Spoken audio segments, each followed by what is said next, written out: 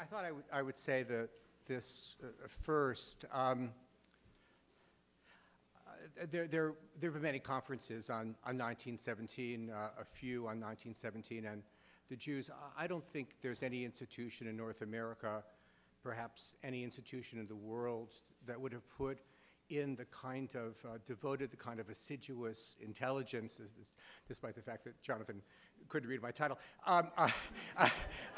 this assiduous intelligence that YIVO devoted to this conference, Jonathan, and really a splendid staff. So if there are those in this room who belong to the financial 1% of the United States and consequently will be, this may be an appeal that I should have given to before conference at Leo Beck, and are going to be enjoying a huge, perhaps undeserved tax refund if Congress give some of this money to YIVO.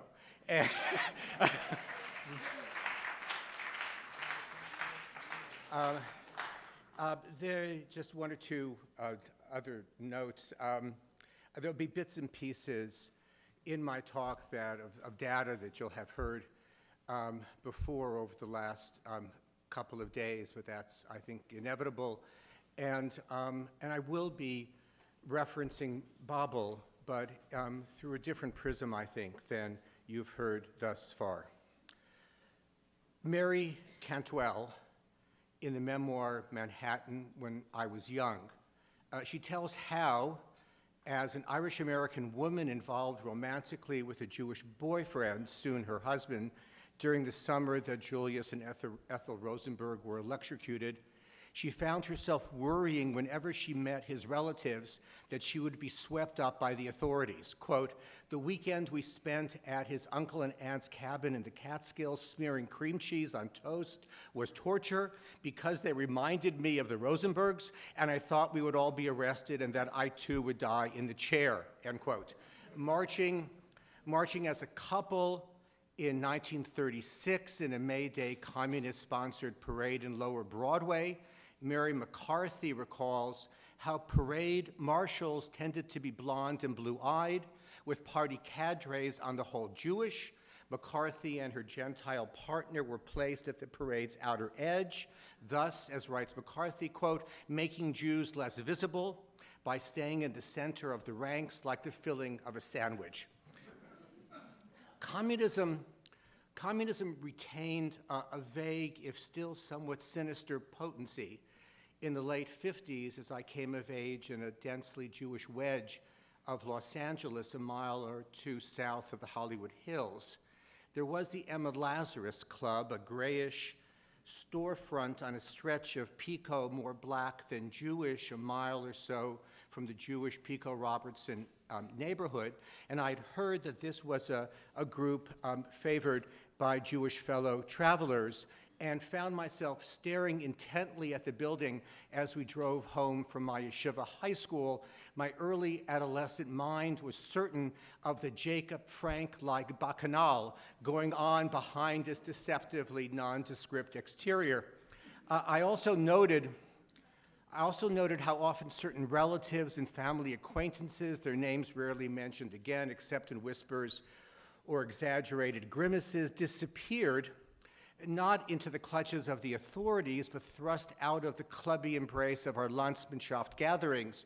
What I came to understand was that the exiled still had CP membership, or at least sympathies. In my early 20s, as I embraced anti-war activities, wearing my hair long and replacing my rock-heavy orthopedic shoes that I'd worn forever with sandals, roughly at the same time I started studying Russian, my mother complained to anyone who would listen that her son was now a communist. A lawyer, a former schoolmate I recently met, all but asked just a few months ago whether I was still a member of the party. Thus, communism in our family circle, which hailed back to a small town in the Lithuanian marshes just beyond Pinsk, this among the more politically inflected regions of the former Pale, was a source of mostly sequestered, if intermittently acute unease. My parents had been born in Chicago, long a CP hub, settling eventually in Los Angeles. There, the Communist Party, numbering some 3,000 in the 30s, included the country's largest proportion of Jews. 90% of its members were Jewish, not including still more numerous non-party supporters. The party's influence was felt most strongly in the Jewish enclaves of Boyle Heights and Hollywood. Nearly all of this had disappeared by the early 60s, though with a lingering presence, at least in the milieu in which I grew up, much like, say, recently eradicated medical perils like tuberculosis or polio. The disinclination to speak about communism's Jewish allure as a feature of American Jewish life is amply evident in its many historiographical elisions. Barely a glimmer in Judd Teller's vibrant 1966 portrait of Jewish cultural and intellectual history, strangers and natives, the evolution of the American Jew from 1921 to the present. One citation in Charles Lieberman's best-selling 1985 portrait of contemporary Jewish life, A Certain People. No index entry at all in Howard Sacker's more than 1,000-page A History of the Jews in America, published in 1992. Now, true Jewish Party membership was, in terms of its numbers, minuscule and depleted on and off since the late 20s in the wake of the Hebron riots, the Stalin-Hitler pact, mounting anti-communist intimidation, and eventually news of the eradication of Russia's Yiddish intelligentsia.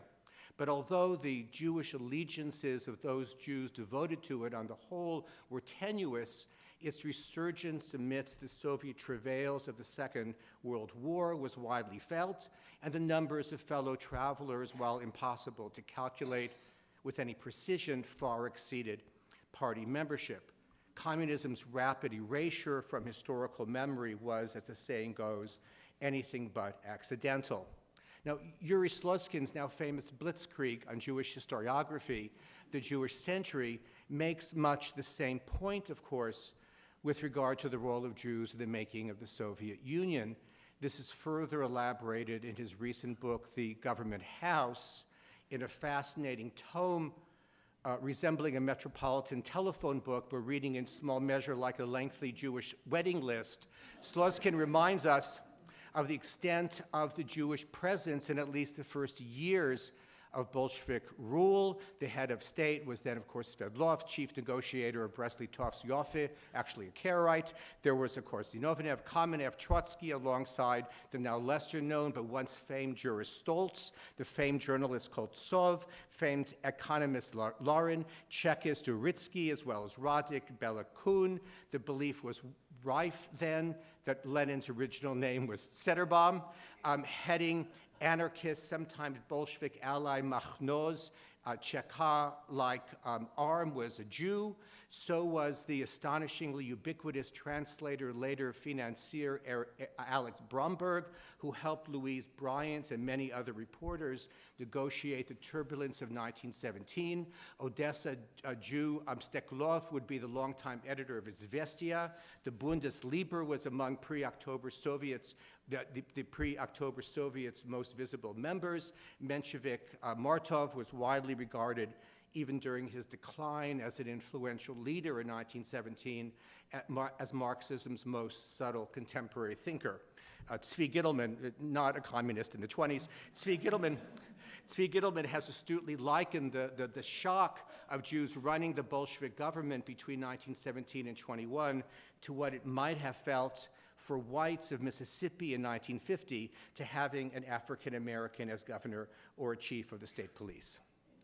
Much the same scenario was replicated at or near the top of the U.S. communist food chain. Longtime leader Joseph Pepper, mass agitator Max Bedacht, literary enforcers Michael Gold and Alexander Trachtenberg, political tacticians Lovestone, Schachtman, and Gitlow, millionaire founder of international publishers Heller, and Bertha and Samuel Rubin, who started the party's official publishing house, the Workers' Library. Probably no less than 50% of the cultural apparatus of the party was in the hands of Jews in the 30s and 40s, with the vast majority of those engaged in interracial work then a party priority. Quote, the Jewish group later came to dominate left-wing affairs in a degree out of all proportion to its numbers, complained Harold Cruz in the Black nationalist denunciation, The Crisis of the Negro Intellectual. Freiheit circulation in 1925 was 22,000, with a subscription base of the Daily Worker no more than 17,000. Breakaway groups headed by Schachtman and Lovestone were almost entirely Jewish. This wasn't to be true an international phenomenon, far less true for, say, England or France, but certainly the case in interwar and post-war Poland, Hungary, and Romania. Now, the number of Jewish party members was, as repeated often at this conference, nearly always tiny, with the outside presence of Jews in the Soviet Russia's Communist Party a temporal phenomenon, far less disproportionate already by the mid or late 1920s. But whatever its allure for Jews, the topic remains to this day, of course, achingly difficult to air coherently because of its presence as a crucial ingredient in the toxic arsenal used by anti-Semites to defame and attack, that a penchant for both communism and, for that matter, capitalism is somehow intrinsic to Jews, these patently contradictory, but sharing, as some continue to insist, reliance on a conspiratorial intelligence and on forces hidden from view. This remains a stubborn fixture of contemporary life. Russian TV's new multi-part series on Trotsky, as the true fountainhead of the Russian Revolution, provides fresh evidence that such beliefs retain stubborn potency. How then? How then to speak of Jews and communism without either the burden of apologetics or denial? Explanations abound, few are disposable, none sufficiently persuasive, it seems to me. Communism as secularized Jewish messianism, perhaps the least compelling of all, if also the one with the most robust shelf life. Communism as a response to Tsarist anti-Semitism, the weakness of Russian liberalism, or the pogromist hysteria of 1918-21. Communism as the most coherent, if also the most extreme, manifestation of universalism, or on the other hand, an opportunistic strategy employed during the terrible hunger, the horrors, the deadly cold of Bolshevism's early years. In the United States, Jewish communist allegiance could credibly be seen as a stepchild of the strike movement, reaction to interwar anti-Semitism, commitment to civil rights, or as a byproduct of the worldwide depression. Moreover, nostalgia for Russia would, by the early 30s, be augmented for many communist and non-communist alike, be augmented for many with admiration for the Soviet Union as an industrial juggernaut. Quote, like the dye that suffuses to cloth, Daniel Bell has put it, quote, communism gave its epoch its coloration. Now, certainly, the promise of Soviet utopia was overpowering in its capacity to overwhelm otherwise discerning minds outside the party as well.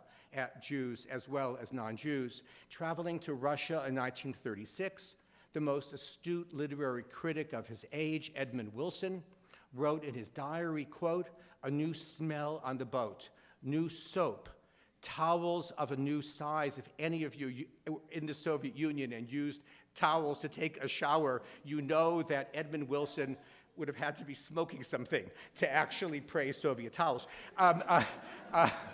Anyway, where am I? New soap, towels of a new size and shape, new people, a new language. I walked around in a state of elation, end quote. There had been no prior example, as Francois Furet has observed, of a backward country catapulted into the role of a guiding light. This was the first of several. Israel would enjoy this status for a very short while, eventually Cuba, eventually Vietnam, and of course eventually the Palestinians. Quickly, Russia would become little less than a pillar of European conscience. its very backwardness widely seen as evidence of an unspoiled goodness, or as cultural historian Christopher Lasch once put it, quote, a museum of pre-industrial antiquities in which were preserved all the things that liberalism had wiped out. No one has captured this yearning with greater precision than critic Lionel Trilling, already discussed earlier by Jonathan Branch yesterday, in his account of his first unsettling encounter as a young communist with the writing of Isaac Babel. The passage is well known but worth repeating. Quote, in those days, one still spoke of the Russian experiment, and one might still believe that the light of dawn glowed on the test tubes and crucibles of human destiny. And it was still possible to have a very strange expectations of the new culture that would arise from the revolution. I don't remember what my own particular expectations were. I think that's dissimulation. I don't remember what my own particular expectations were, except that they involved a desire for an art that would have as little ambiguity as a proposition in logic.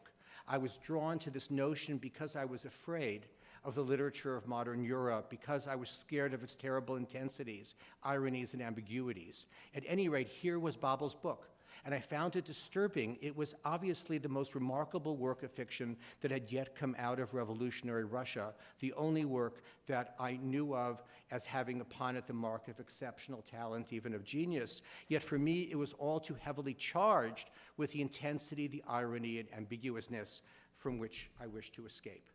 Test tubes, ambiguity supplanted by logic, scientifically inflected morality.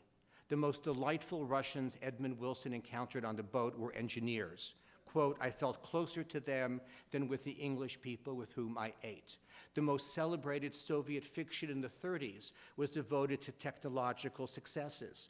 Babel, too, set aside his brilliantly lyrical voice to try his hand without much success at such writings. The Soviet metro, with its glorious stations and rapid trains, was declaimed as among the world's great wonders. A mesmerized Stalin was said to have written it twice on his first visit, unable to quite believe the miracles he had just witnessed. Now, does any of this go any distance toward explaining communism's particular attraction to Jews? In one of the finest volumes of its kind, by a disillusioned communist, Bertrand Russell's The Practice and Theory of Bolshevism, published in 1920, soon after his first Russia trip, he suggested that a key to understanding Bolshevism's allure was its collapse of all distinction between science and morality.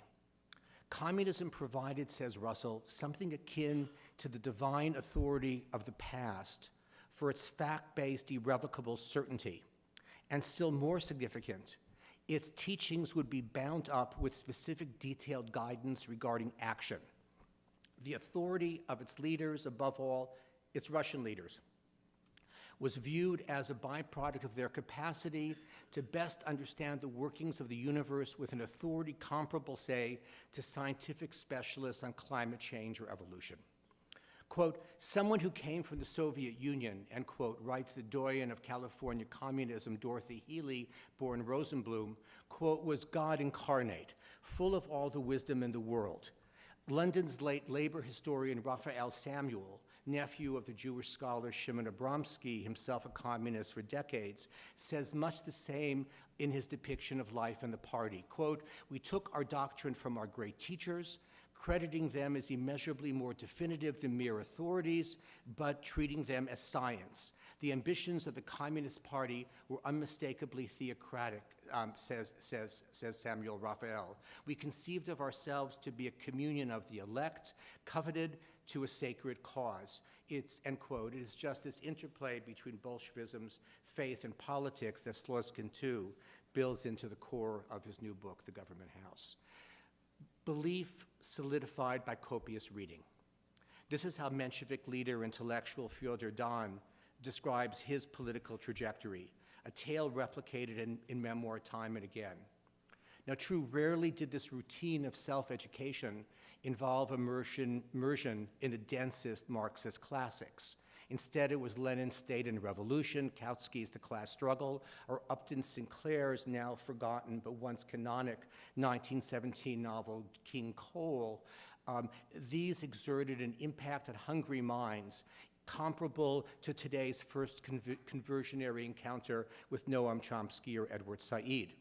The communist romance would often start as a flirtation of the mind, and this might go some distance toward explaining the terrible anguish marking so many post-communist confessionals, haunted as often as not by an awareness that theirs was a journey inspired by intellectual engagement, culminating, however, in the relinquishment of intellectual probity and independence.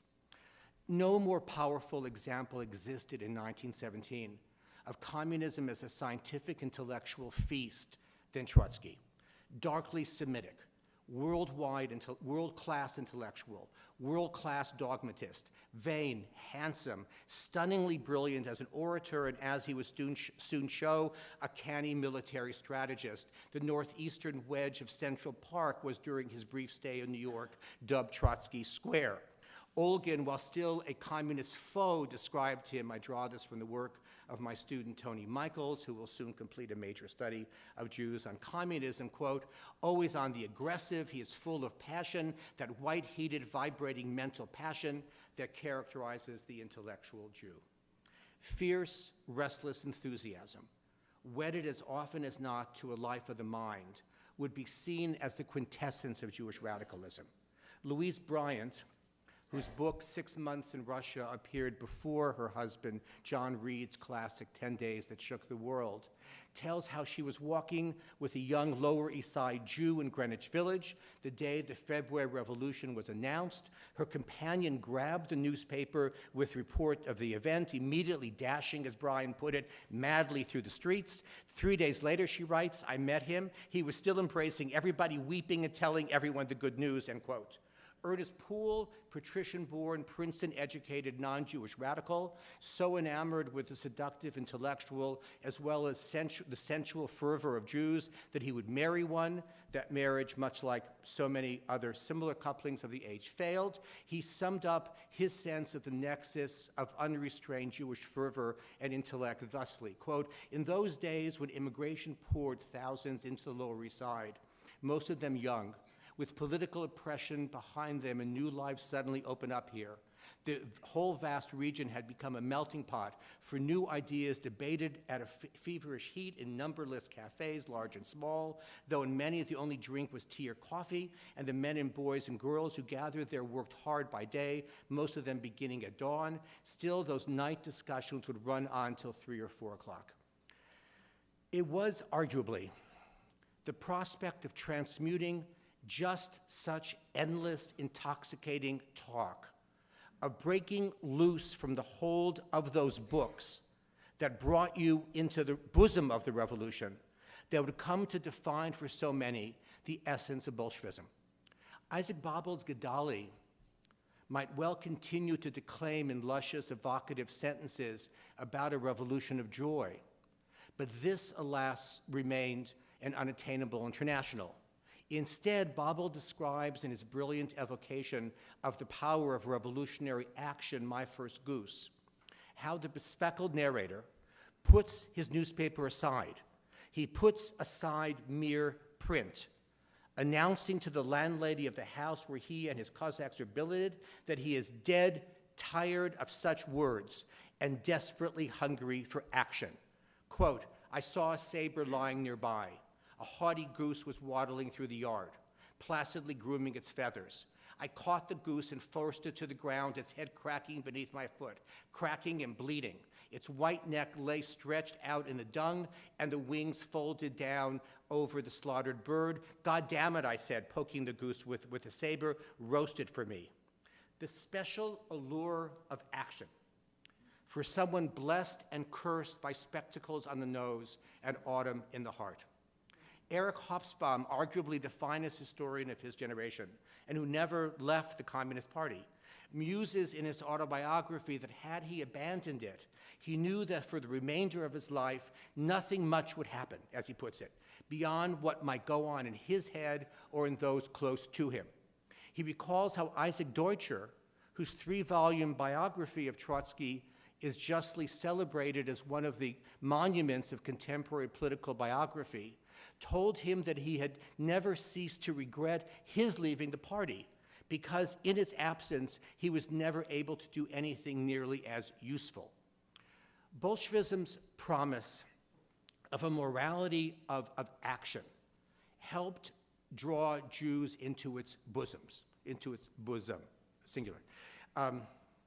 The constraints, the equivocations, the stammering of a life spent deep inside library shelves was now stripped of its pertinence, with the future now endowed with scientific certainty, and yet also the prospect of a life freed from the bondage of reading as a moral imperative. Quote, "I knew Martov would be destroyed by the revolution," Trotsky reportedly stated to economist and memoirist Nikolai Sukhanov. Martov, wrote Sukhanov, quote, "was an incomparable political thinker, a remarkable analyst," end quote, but these same qualities undermine, quote, "his weakness in action." Sukhanov disparages this as a fatal disability amidst the turbulence of 1917. Now, none of these qualities, of course, can be seen as quintessentially Jewish. Sukhanov himself, a non-Jew and an anti-Bolshevik Marxist, heaps admiration in his memoir on men of action, while he himself was so oblivious to the activities around him that he obeyed his Bolshevik wife, who instructed him to sleep elsewhere on the night the Bolshevik Revolution was plotted by Lenin and others in his own apartment. Of course, Martov, as well as Trotsky, as different as they were from one another, were Jews, with Trotsky so pathetically ham-fisted as a political actor that he would eventually all but hand over the reins of power to Stalin, paralyzed despite his valoration of action, and for reasons that still bedevil historians. The prime champion of single-minded political activism in 1917 was Lenin, a non-Jew by any reasonable measure. The bulk of Jewish party members in the early Soviet Union came not from the intelligentsia, but from the ranks of the Proste Yidden. The bulk of them won over, arguably because of communist anti-pogromist activity and the loss of traditional Jewish occupations like peddling or artisan work, and the overall attractiveness of Bolshevism's stand against anti-Semitism. In the United States, most party members and fellow travelers in the 20s and later came from the lower middle class, small shopkeepers, white-collar workers, and the like. Such Jews prompted to embrace communism for reasons that had little to do with a desire to relinquish the chains of bookish equivocation. Still, the argument for an intense romance between books and Jews, this despite Peter Gay's insistence that a crucial yet unwritten tome needs to be produced about stupid Jews. This is unlikely to elicit controversy. And the special hunger for action felt by such bookish souls, the prospect of transmuting oneself into a tiger, a lion, in Babel's words, who picks fights in town squares and stutters only among papers, while certainly not intrinsically Jewish traits, can be seen as recognizably Jewish and at least certain historical junctures. Bolshevism promised, as Babel knew well, the prospect of just such a jaggedly abrupt transcendence, an embrace, as he puts it at the very end of his wartime masterpiece, quote, of the gnarled steel of Lenin's skull and the listless silk of Maimonides' portrait, pages of the Song of Songs and revolver cartridges, end quote. What of the argument that the mere acknowledgement that there is something solid and real to the charge of a Jewish communist romance serves to reinforce a dangerous, even lethal distortion? Marx, together with Lenin, coined the term permanent revolution, with it most pronouncedly championed by Trotsky. Some still, and with what seems to be growing influence, insist that Jews by their very nature are poised to wreak havoc on a non-Jewish world. Is it not a mistake to provide any substance to such charges that can so readily be distorted into hate-mongering? Now, there can't be any conclusive answer to this question, of course. Historians of capitalism have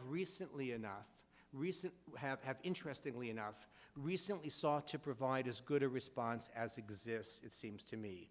Jerry Muller, Sarah Bravaya Stein, Adam Sutcliffe, and others have acknowledged that far from having been intrinsic, quote, the intellectual prowess, single-minded focus, and family-oriented sobriety of Jews at certain junctures of history played a role in Jewish capitalist prominence.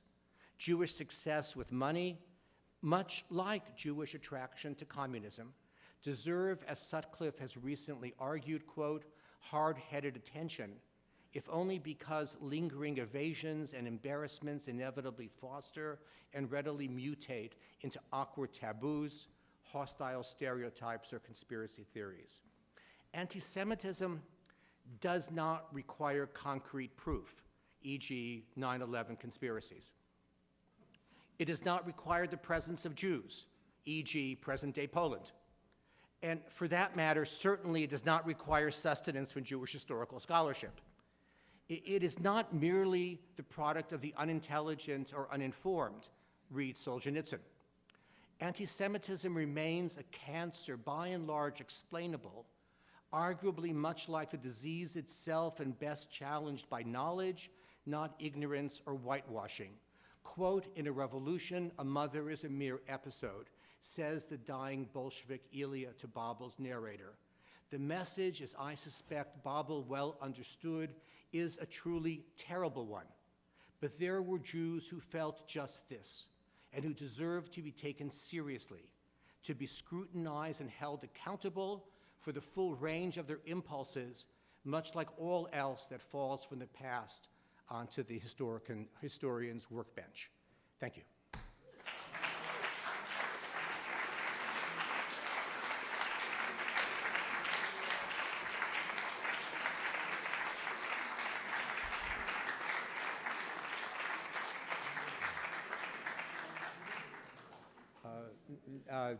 Can I bow to the authority of those who hold the keys to YIVO. What do we do now? I did this. Now you tell me what to do. Okay. So if I left you with any questions, and hopefully I did or I failed, perhaps pose them during the roundtable. I'm now going to ask the three panelists. Now, the three panelists are not the exact panelists that we promised you. And don't say no, because this could be insult these splendid panelists who are actually on the panel. And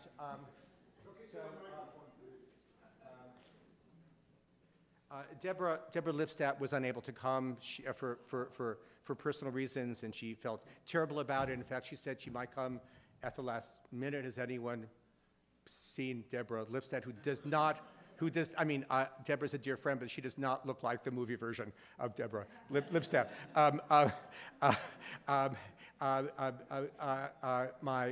My distinguished colleague, Gabriella Safran, is going to join us. Mitchell Cohen is here, as well as Sean McMeekin, and I ask them to join me on the stage, please.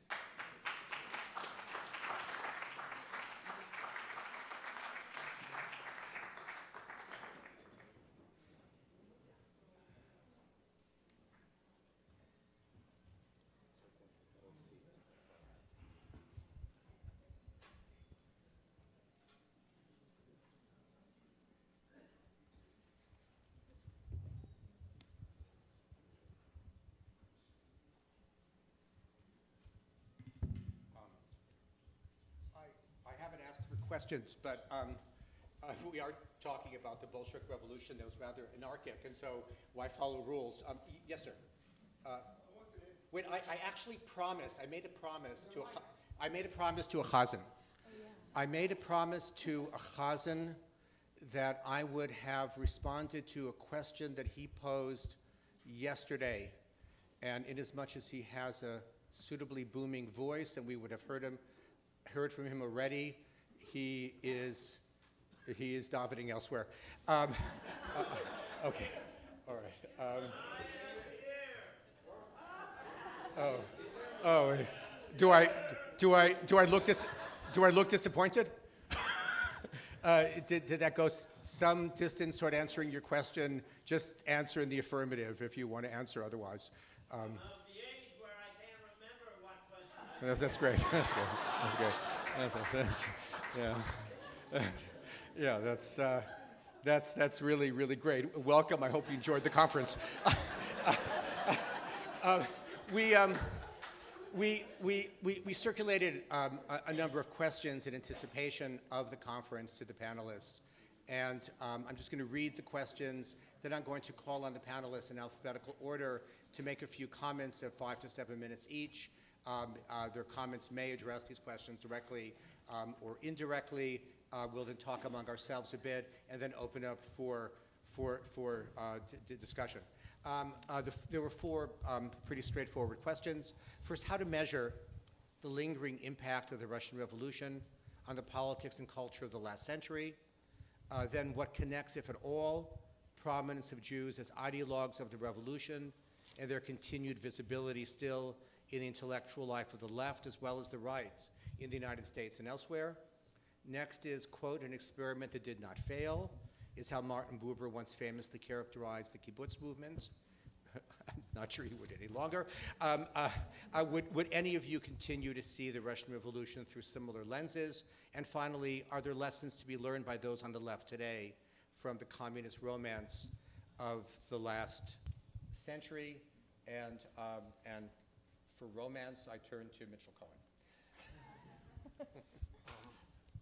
I feel as if I was told I have 7 minutes in which to answer these firikasha about a revolution that led into a desert and not out. My voice is primarily going to be principally of the left, but existentially Jewish and therefore not necessarily consonant. And I think that thinking about these issues, a great place to start is always George Orwell, who in an initially unpublished preface to Animal Farm said that he was writing the book because he wanted to say things that people didn't want to hear. The resonance of October 1917, it seems to me, has informed all of 20th century history in one way or another since then. The resonance of a revolution by what wasn't really a revolution, a seizure of power by a party which in the name of science claimed to be the vanguard of a universal class, which was actually a very tiny part of the population in Russia, and an idea that then spread everywhere from China to the Popular Front of the Liberation of Palestine. Speaking from the left, and as Steve mentioned, I come out of the world of Dissent magazine. I think it has to be simply said that no party calling itself Bolshevik or Leninist has at any time or any place led to anything that can be recognizable as liberation, however you want to define that term. And notice that my reference is to Leninism and not even all the additional catastrophes brought by Stalinism.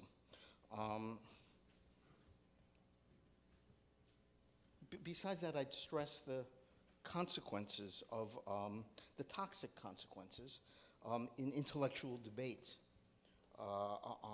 throughout the century because of this initial, because of the initial debates over the Bolshevik Revolution. Back in the early 90s, I was working on an article for Dissent, and I had about Stalinism, and I had a long conversation with Irving Howe about it, and he said to me, never underestimate the role of cognitive dissonance among intellectuals.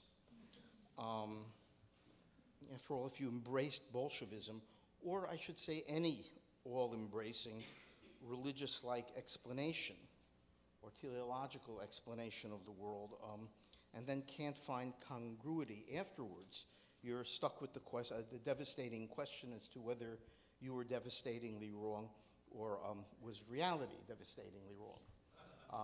And I know that in postmodernity and era of Donald Trump, reality is a suspect category.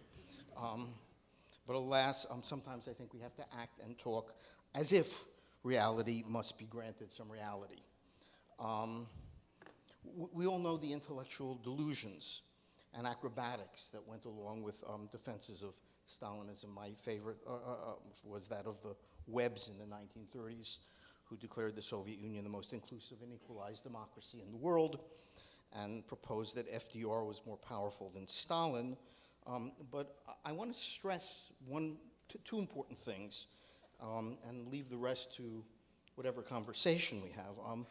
The problem is not just blindness toward communism, but a type of blinding anti-communism that emerged in debates over this, and indeed placed itself, a blind support for communism and a blinding anti-communism seem to have become super egos in a lot of debate. And that brings me back to Orwell, who with pre-digital brilliance once commented about the problem of changing records without changing the record player. Consider Irving Kristol's comment, the doyen of the neoconservatives in 1990, when he declared now that the Cold War was over, the real important war could begin against the liberals. Or Norman Podhoretz in a fine Leninist voice, declaring who was right, why we were, of course. And by we, I mean unreconstructed anti-communist Cold Warriors. I kind of think intellectuals have to constantly reconstruct the way they think on virtually any subject. I'll make one last point and then yield the floor, and perhaps I've provoked someone. You'd never know from comments like those of Kristol or Podhoretz that the first anti-Bolshevik was in fact a Marxist. His name was Martov, Zeiderboim. If you look at the period between 1917 and 1924, when Lenin is in power, and make a list of the leading Marxist and anarchist figures in the world, theoreticians, one after another, is opposed to Leninism. Martov, Emma Goldman, Rosa Luxemburg, Otto Bauer, Karl Kautsky, the only name that wasn't Jewish. And I would even note the fact that if I were going to talk about the three major thinkers of the Bolsheviks, only one of them was in fact Jewish, which was Trotsky. I think of the only three. I'm not talking about people who identified with the Bolshevik party or were intellectual types, but the three who made serious theoretical contributions, all of which I think were quite wrong. Lenin, Trotsky, and Bukharin, the only one is Trotsky. One last point, Steve, and I'll let it go. It's true that many Jews were Bolsheviks and then Stalinists. In a way, it's not so hard to see why. If Russia was a theocratically justified patrimonial autocracy, championing a sort of merger, to borrow its slogan of autocracy, orthodoxy, and peoplehood, it's not surprising that people might have sought for a solution that in fact is a type of abstract universalist one, in an atmosphere where there are bouts of Russification, bouts of Jew hatred, and as a final remark, when I'm terrible at math. that's yeah. okay. So yeah, go on. It's not. I've lost track of the questions. Okay. Whether it's 5 questions, 4 questions, 7 minutes. With the Buber quote, it should be obvious that I think that that the Bolshevik seizure of power was bound to fail, and I don't think it was an experiment that simply didn't fail. But I also think that Tsarism couldn't be saved. There's a sense of a world of being trapped.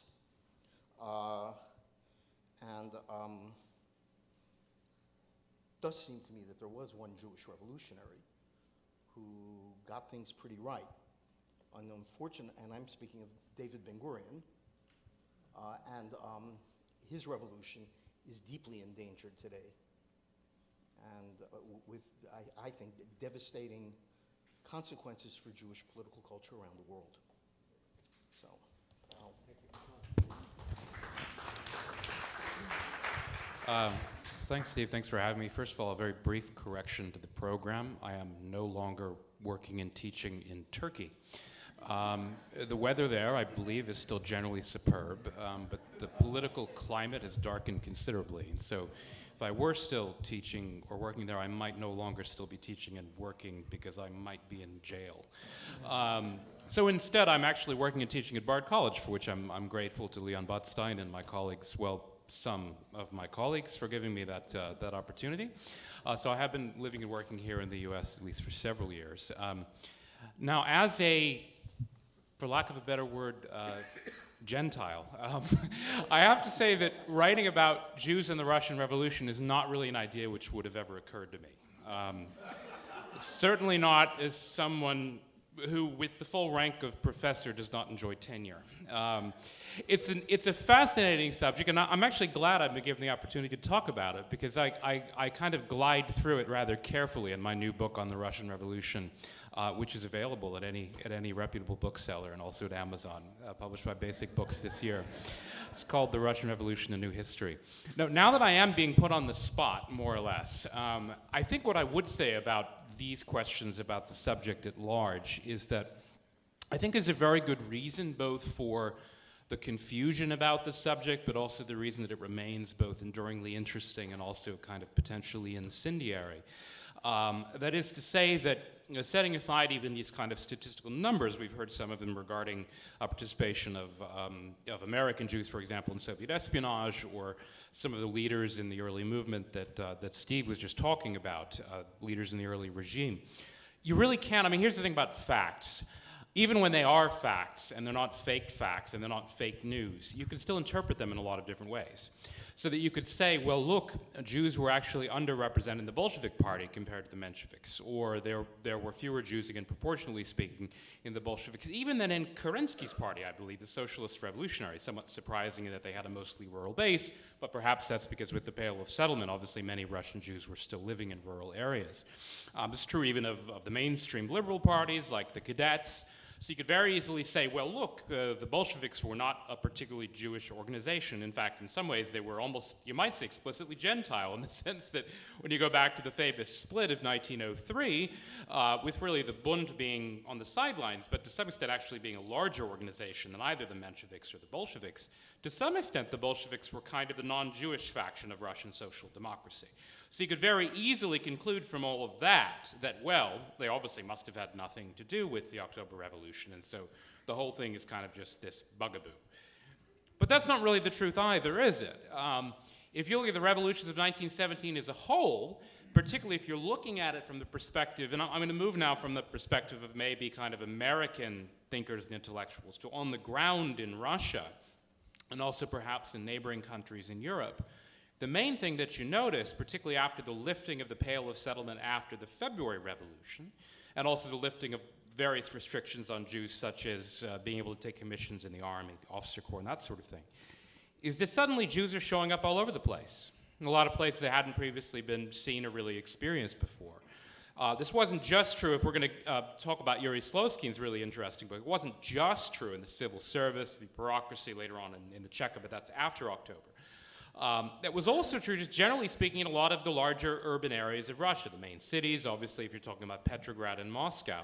It was even true in the immigrant population, and I'm not talking about the immigrants coming to the United States. I'm actually talking about a reverse migration, both from here and also from a lot of places in Europe, where many Jews actually started going back to Russia. Now, of course, it wasn't just Jews.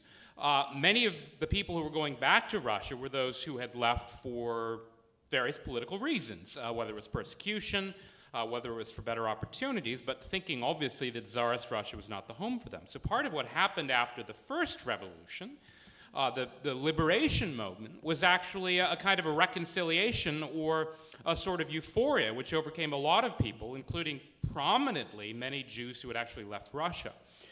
This is something that was noticed by the German imperial government, among others, that helped many Russian revolutionaries, again, many of them, not all of them Jewish, return to Russia, in many cases at Jewish expense. It was also noticed by Kerensky himself in the second phase of the revolution, that is to say, after the toppling of the cadets and the liberals.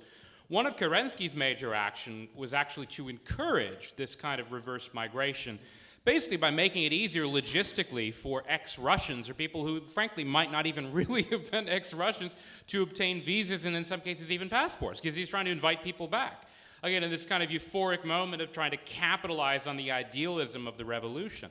So that from the perspective of kind of, you might say, your average Russian Gentile, again, perhaps not a raving anti-Semite, but someone who certainly would not have been a kind of, what's the opposite of an anti-Semite? A Judeophile? What's the right word?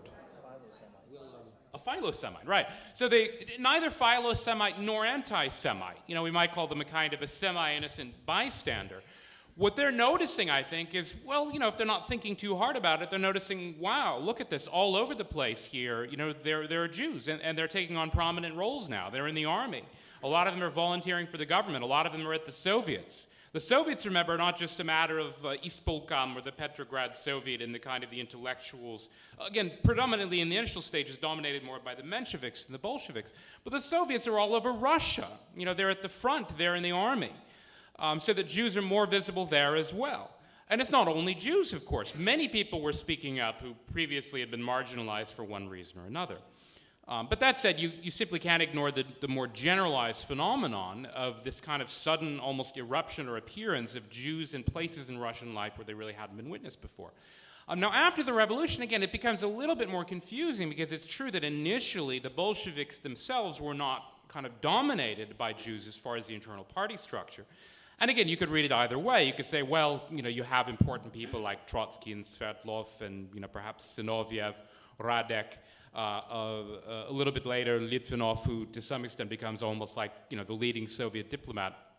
Many of them are Jewish, others, like Lenin, well, obviously Stalin was not Jewish, so you could kind of argue that question either way. On the other hand, you could say that, well, once the regime was entrenched, and I think we did hear someone talk about this before, you know, simply by accommodating themselves to the new regime, you know, there seemed to be opportunities there. Then, of course, you had in the phenomenon of the opposition, usually again called whites. The whites themselves didn't call themselves whites. That was more a term of kind of opprobrium heaved at them, really, by those who supported the Bolsheviks. White being the color of reaction of the Bourbon monarchy. The whites themselves claimed they were just devoted to restoring the authority of the deposed Constituent Assembly, which had been forcibly dissolved by the Bolsheviks in January 1918. There were, however, of course, obviously many anti-Semites who fought with the whites. There were pogroms, and so the word got out then. And to some extent, I think it did become a little bit binary. Again, you can oversimplify, but you also can't ignore some stark facts, like the fact that once the Civil War was underway and people started talking about pogroms, particularly in Ukraine, there was a kind of sorting that went on. I think more and more Jews began to associate themselves with the revolutionary regime, sometimes, you know, maybe for reasons of self-protection, some of it out of idealism. But I think the phenomenon as a whole, you know, was not just a kind of fantasy of the anti-Semitic imagination. That is to say that eventually more and more Jews in Russia and then eventually abroad did associate themselves with the revolution. Its promise, and, you know, again, whether they were blind to the faults and the crimes of the regime, they obviously didn't prioritize them as much as, you know, perhaps some of the earlier critics did. So that I think in the end, it's a very explosive subject.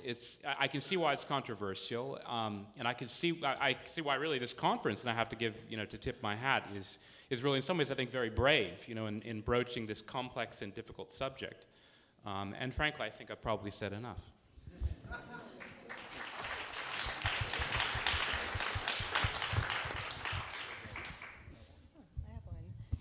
So I was really honored when Steve asked me to sit in for Deborah Lipstadt. That's neat.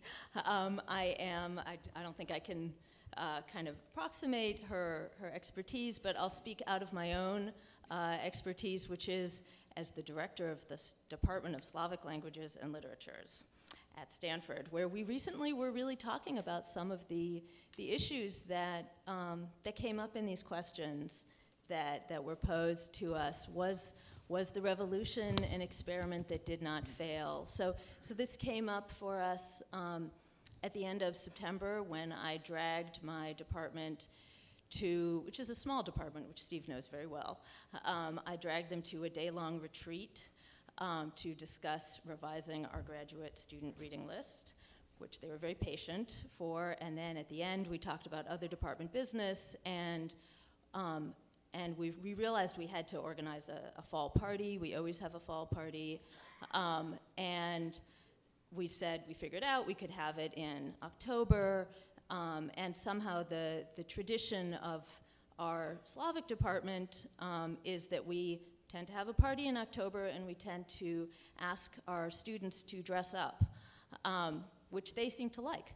So one of my colleagues said, this is October, this is great. We should have a party in celebration of the October Revolution, and we should tell the students to wear red.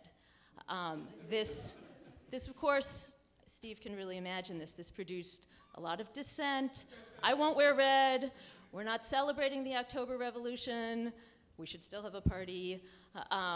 Finally, over many emails, it got resolved that the language of the invitation that we circulated was, please, come to the Slavic department party in marking the anniversary of the October Revolution, not celebrating. And then I wrote, feel free to wear red, or something symbolizing any revolutionary or anti-revolutionary party with which you feel a connection.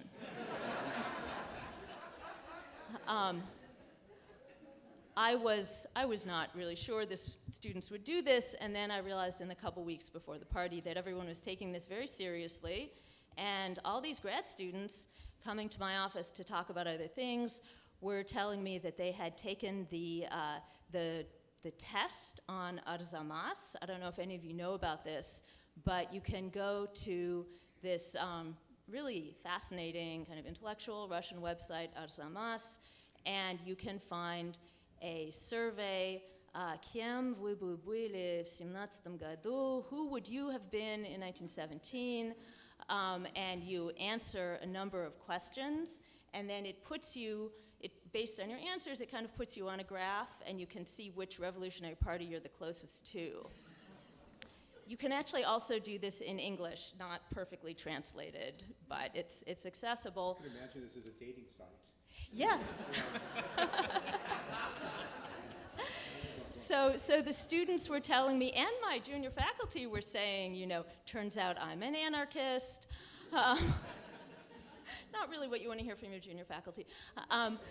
I took the test. I found out that if anything, I was closer to the Menshevik internationalists, but even there, not that close. Finally, I decided that I was a Folkist, and that I stood for democracy, parliament, and the right to use Yiddish in public life. It wasn't really clear what color you wear for that, but I printed out a little poster from the YIVO encyclopedia and kind of pinned it to my shirt. Other people came in black, in red, in green. 3 people wore very fancy dresses to symbolize the monarchy. I felt that we were really experiencing that the jury is out on this question. So that I feel is one thing I can say about this in answer to these questions. Another thing that kind of strikes me in relation to the prominence of Jews as ideologues of the Russian Revolution and their visibility in the intellectual life of the left and the right in the US and elsewhere is that, as a literature scholar and also a scholar of humor, I'm really aware that the notion that Jews are kind of globalist, have globalist fantasies or universalizing fantasies, it used to be a joke, right? It's a joke in Mendele's Benjamin III, when Senderil and Benjamin go and they leave their wives and their families, and they wander around, and they come to the shtetl of Teterivke, and there they go into the shul, and they find men arguing about the Crimean War, and those men who are arguing have these Jewish men have no sense of loyalty to Russia. They each have, kind of just for the sake of argument, taken on different, they defend different parties. One is sort of decided to represent England, another France, another Austria-Hungary, another the Ottoman Empire. For Mendele, this is extremely funny. And this is a trope in Yiddish and Russian Jewish literature. It comes back again in Ansky's, I think, really fascinating story, Mendel the Turk, set in another shtetl, probably Lyozna, where the narrator gets to finds himself interacting with these shtetl malamdim, of whom one, Mendele, is on the side of the Turks. This is not the Crimean War, this is already like 1870s war. So Mendele is on the side of the Turks, some other Malamids are on the side of the Russians. And it's clear that these people kind of see themselves as not tied to the individual, the country where they are, but instead they have this kind of global purview, this ability to adopt one cause and then another, and this is humorous, right? And I think it remains humorous in a sense, in that there are so many jokes about the predominance of Jews in the Esperanto movement.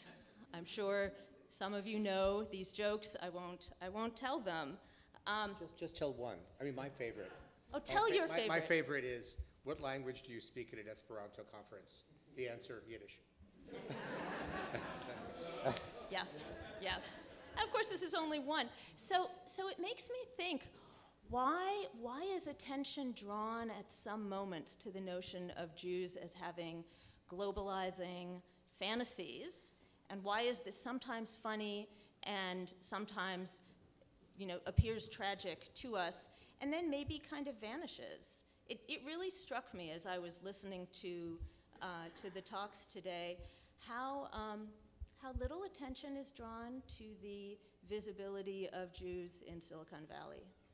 And in that very globalizing and utopian, all the globalizing and utopian ventures that occur in Mountain View, where I live, and in which Jews are visible, but we don't really notice it, we don't talk about it, it's not a subject of concern. And I think we should maybe go back to these questions we keep kind of chewing on, how many Jews were there exactly really in the Bolsheviks in 1917 versus 1919, and ask, why do we care?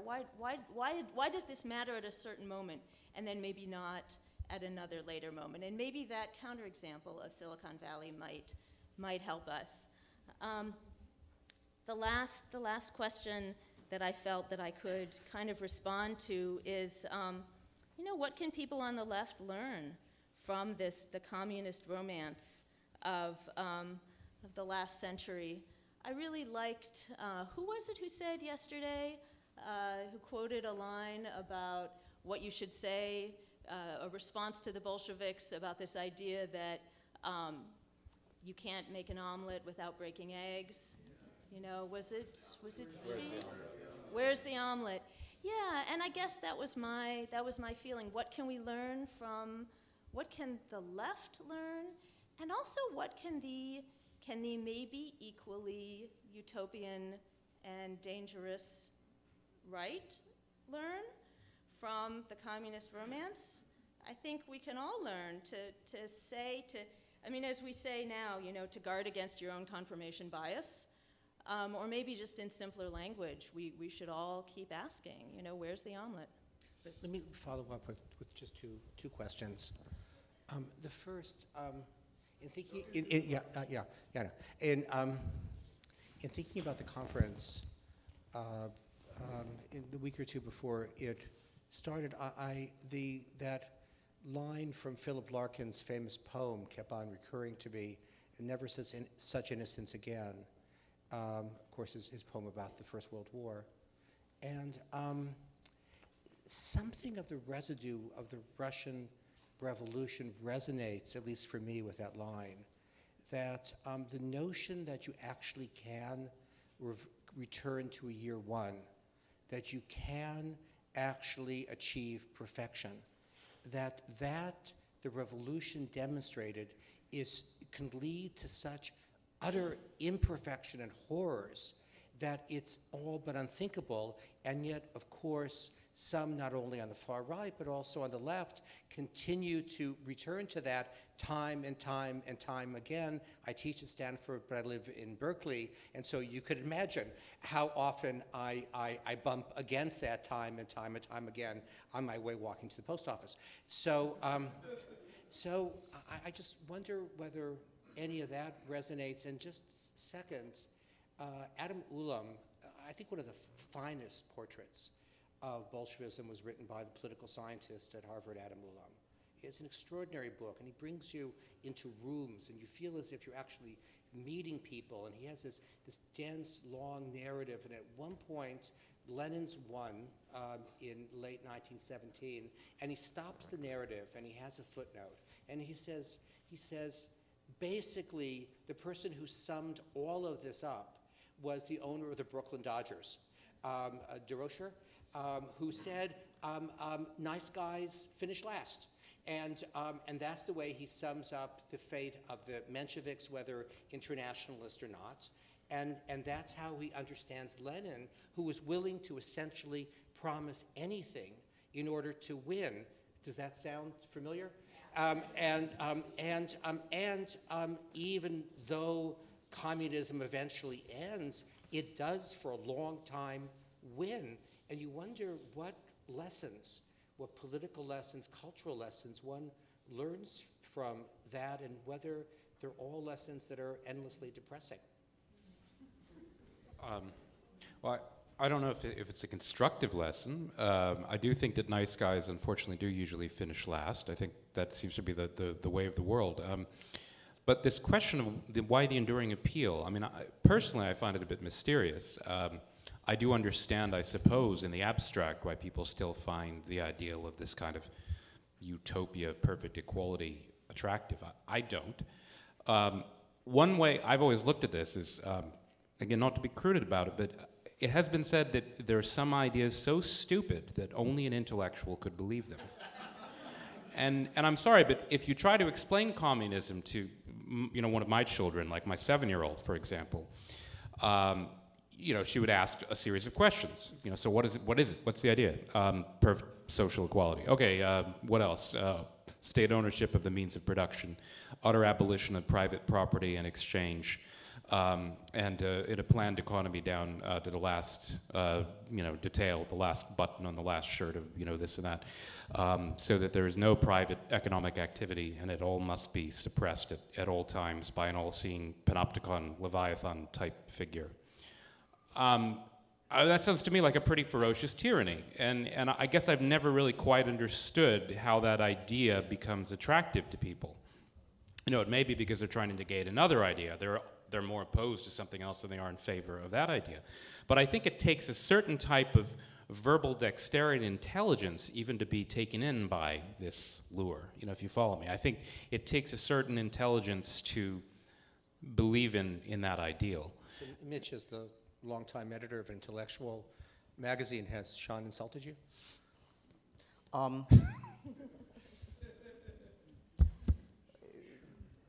People tend to those ideas in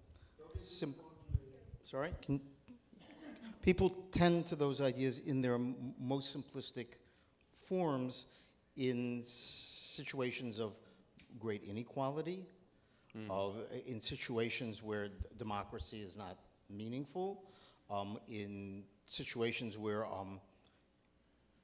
a total explanation is provided, while the actual politics is doing the opposite, which is, I think, one of the keys to Leninism. It answers all your questions. Leninism answers all the questions. Yeah. It does it in the form of an insistence on Marxism as a science, and that's, to me, the key to what is to be done, which is the founding document of Bolshevism, and tied to that, the assumption that there's a universal class, which was not the universal class, right? But this was already debated 10 years before by Edward Bernstein, claiming that the idea of socialism as an egalitarian horizon had to be spoken of differently from a science which we already know the class is not taking the route that was predicted. Right, and he was treated as a heretic. Sorry? He was treated as a heretic then. He was treated as, there was a fierce argument, yet those who disagreed with him, be it Kautsky, who was considered the Pope of Marxism, who, if you read him on Kant, doesn't really understand anything.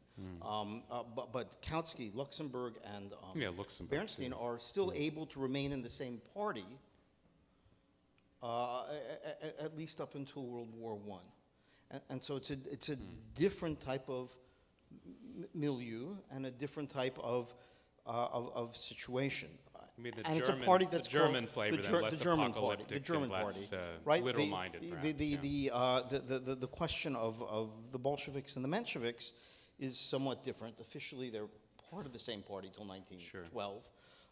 But in terms of Lenin, in any event, well, you know the story of his wife afraid that if he went in disguise as a Swede from Zurich to Petersburg, there was a danger that he would be denouncing Mensheviks in his sleep. Right? And so when it comes to, there are interesting questions about sectarian mentalities.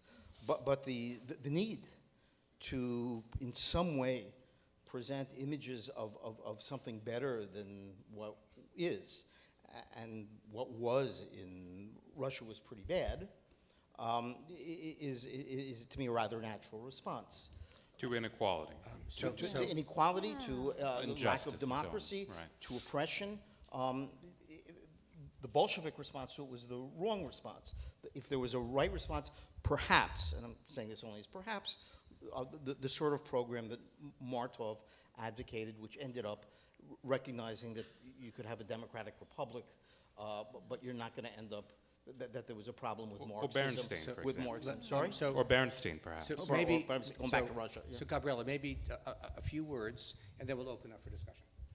Yeah, I mean, I guess coming from a literature department, again, it is amazing to me how much, Tolstoy still has purchase with students, with his same ideas. Students going to college in 2017 are still taken with those notions of a return to that day of innocence, that they're still really, really fascinated and compelled by the notion of a kind of freedom that could be attained by giving up what you own, giving up property, somehow abandoning all those old social rules, starting in with some new, pure social rules. All these things about Tolstoy that don't affect me anymore, work on 18-year-olds now. And so I don't think it's only the Russian Revolution. I think it's a bigger thing, and in this room it's easy for us to see it as a Russian thing, but Tolstoy gets it from Rousseau. It's bigger than that. They're playing on strings with which we were already strung. Just one more explication of the musical comments. Yeah. So you're saying what? I said we were those strings are there kind of in our soul. I guess this is another sound studies metaphor. Those strings are there, and Tolstoy can, pluck on them, and so can Rousseau, and so can the Bolsheviks, and they still work today. So you're saying that utopian aspirations are deeply human, and Sean is, if I don't misunderstand you, you're saying that they're true, they're deeply human, but they're childish. I think the impulse of social reform to make the world a better place is obviously deeply human. I think taking it to this extreme level of perfect utopia, I think is, if not perhaps childish. I think it's more adolescent than it is childish, because I don't think it's the kind of idea that occurs to the 7-year-old. I think it's more in that awkward period between childhood and adulthood that the really dangerous ideas form and percolate. Yeah, ergo the college students who like Tolstoy so much. Oh, yeah, along with other things. I have no problem with Tolstoy personally, but Okay. Is there someone holding a mic in the back and wondering? Oh, Alex, great. This is really to Professor Zipperstein more than anyone else. The autobiographical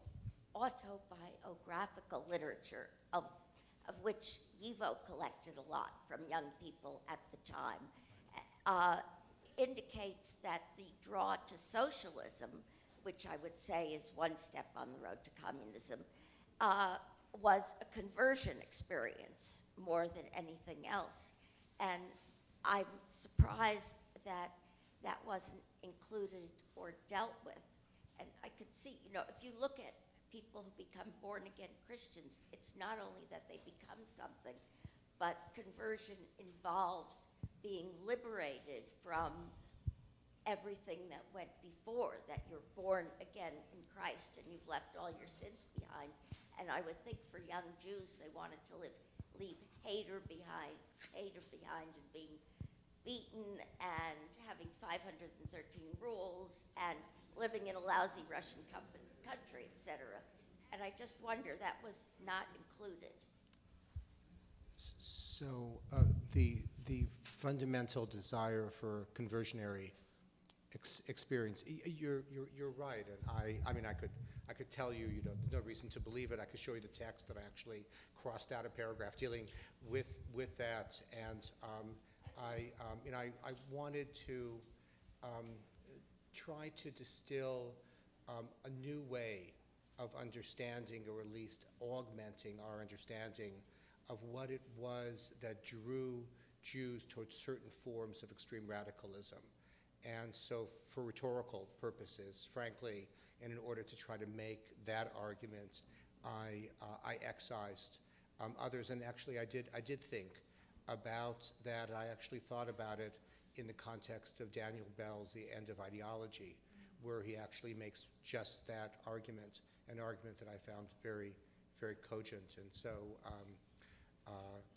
I could excuse myself for lack of time, but you're right. Of course, that is important. The YIVO autobiographies, and there are YIVO people here, and correct me if I'm wrong, are mostly culled from Polish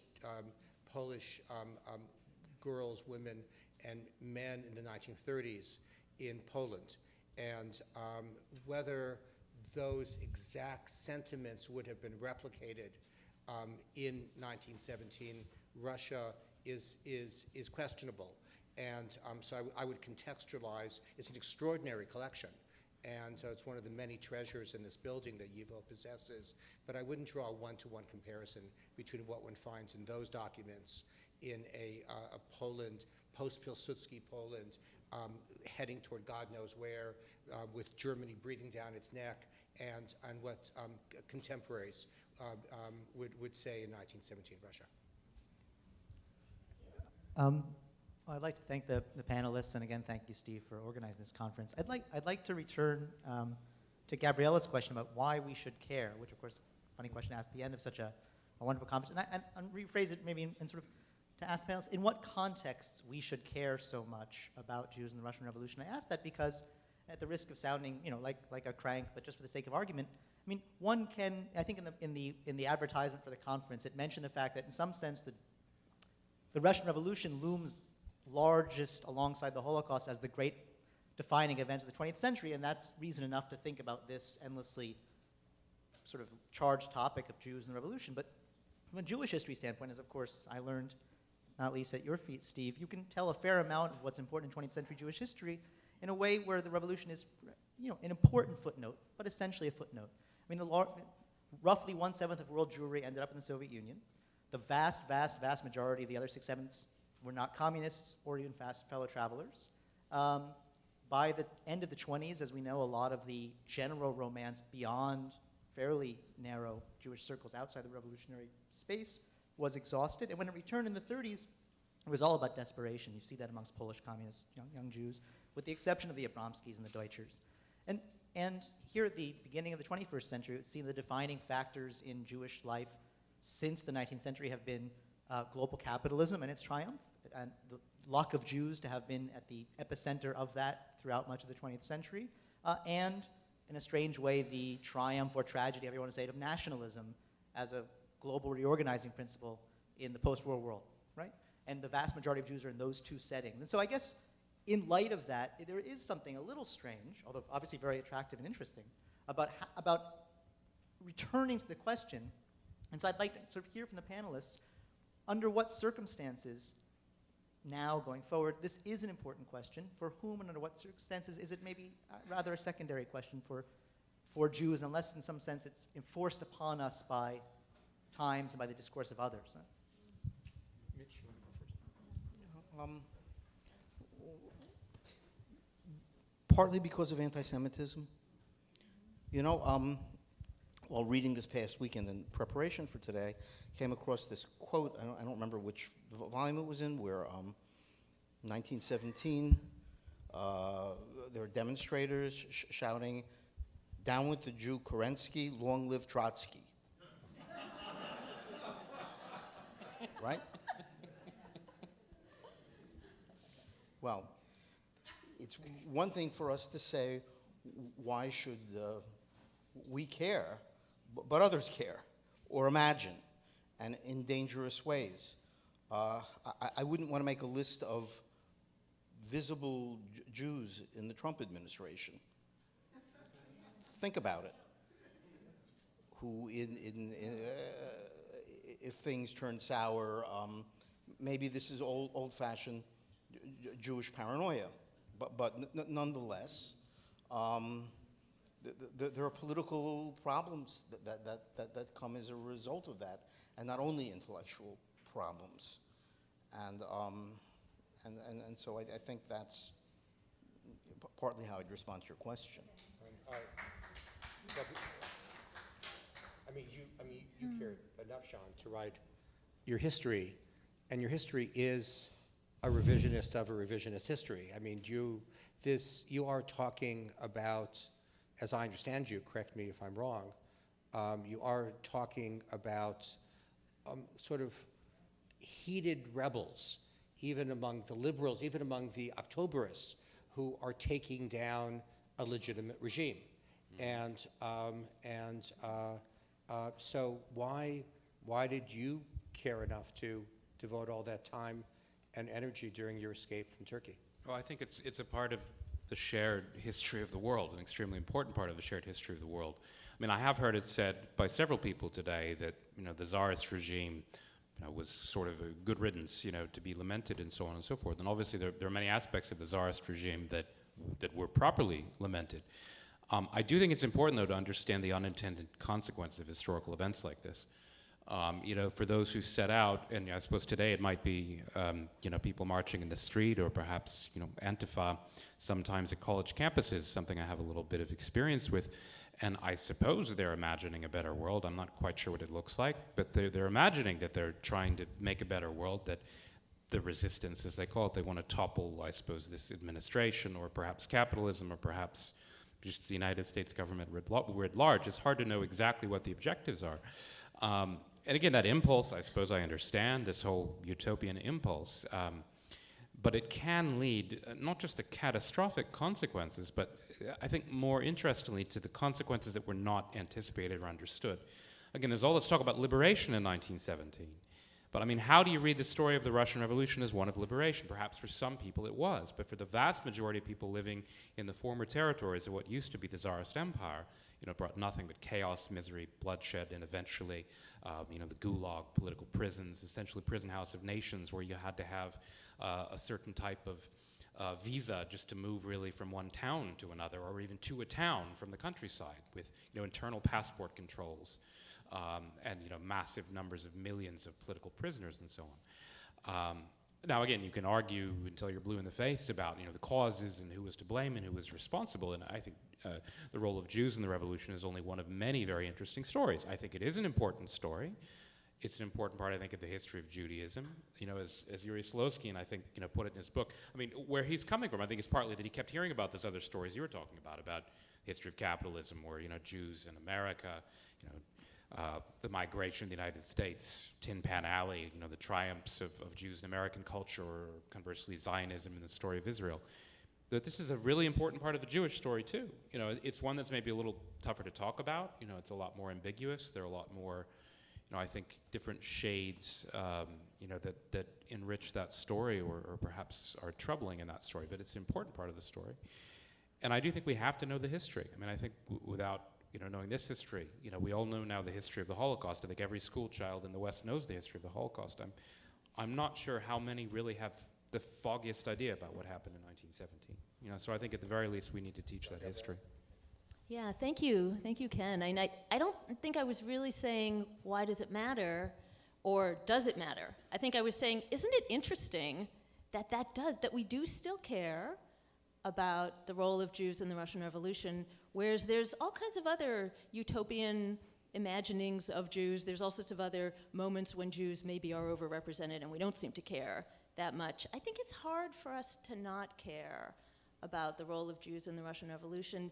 Those of us who in any way are interested in either Jewish culture or Russian culture today, there's a rap by the Moscow Yiddish and Russian singer Psoy Karalenko, where who listens to Psoy Karalenko? Some people, good.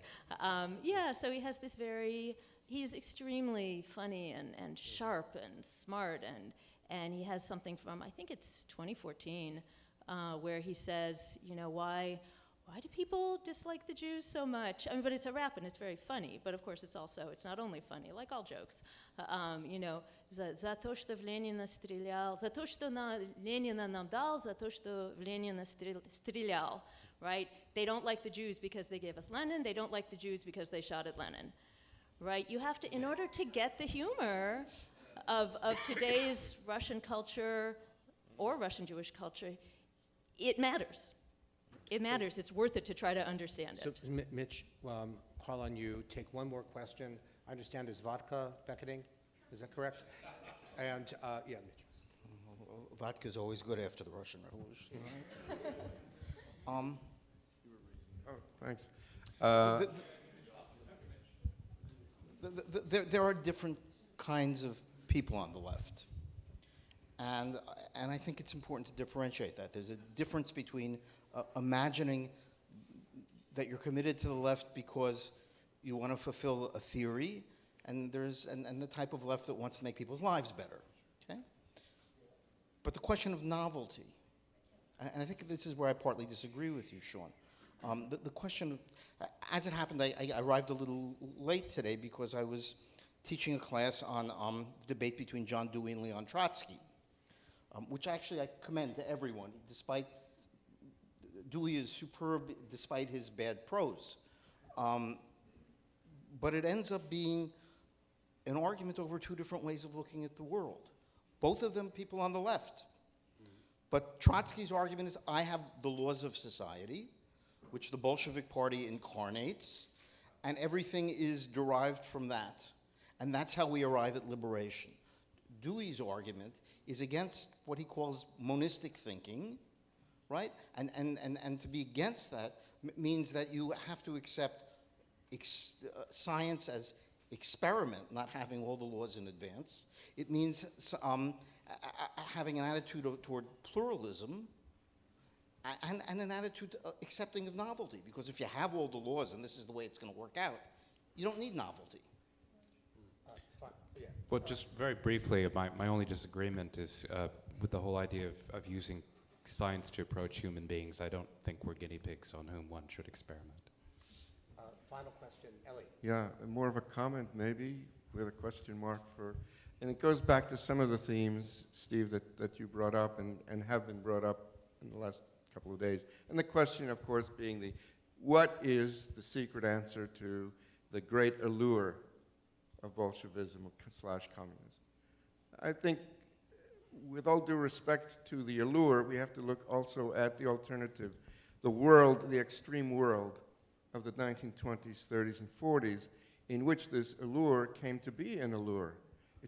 There was a diminishing range of alternatives. Churchill famously put it that Jews in today's world have only two alternatives. They have to be either a Zionist or a communist. We have to understand that there were Jewish communists in Baghdad for roughly the same reasons. Turning to a more benign place like the United States, we're talking about a place where the progressive movement had nearly burned itself out completely by that point. It was going to play itself out maybe in terms of prohibition, child labor laws, and that sort of thing, and the closure of immigration. What's the alternative? The bourgeoisie, a long Republican conservative ascendancy with which the Jews have no affinity. There's a closure of the world of political interest, excitement, innovation, and so forth that goes beyond the metaphysical issues of how can I apply abstract scientific formulations to eliminate all questions. I think it goes to the idea of what were the alternatives around at the time. And one other only half-serious... Just to break in there, yeah. I mean, couldn't the argument be made, I know the argument is made, and Gabriella alluded to this a few minutes ago, that what alternative is there to radical revolution today, given who was elected President of the United States, given the fact that someone who I might have shared a room with when I was an undergraduate and hasn't grown intellectually since then might be the next Prime Minister of Great Britain, that a Le Pen could credibly have been elected in France, that the Hungary, Poland, even your country, and so what alternative is there to an utter radical transformation of the world? Well, with all due respect, I think that the world of the 1930s was a hell of a lot more dangerous, even than Donald Trump. And I think you should be careful what you wish for. I think we should be because careful. you may just get it. Right. The other only half serious suggestive idea that I want to put out is that we have to, I'm not talking about in Russia, but from the perspective of a place like the United States, where all these Jews who are the children of immigrants from Russia, there's a hankering for Russia that's at the basis of much of this stuff that has and may not necessarily be related to Bolshevism. Bolshevism may be an excuse. There's an unrequited love for the former homeland that other national groups of immigrants in the United States freely enjoy, if they're Mexican, Italian, what have you. Jews never enjoy that under the imperial era. If you go to the Ellis Island Museum, to the cafeteria, you'll see that the flags of all the nations of the world that sent their people to live in America, all the flags are there.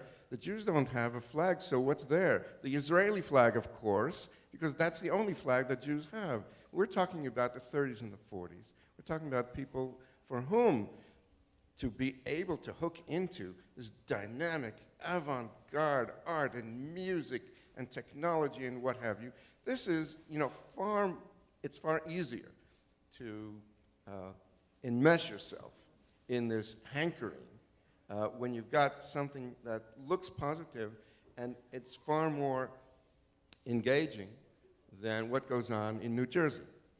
Let's end there with New Jersey, and I'd like to ask, before you leave and before you drink, the staff of YIVO, Jonathan, Alex, is Olivia here in the hall? Are there board members here? Could you please stand up? Could everyone applaud YIVO?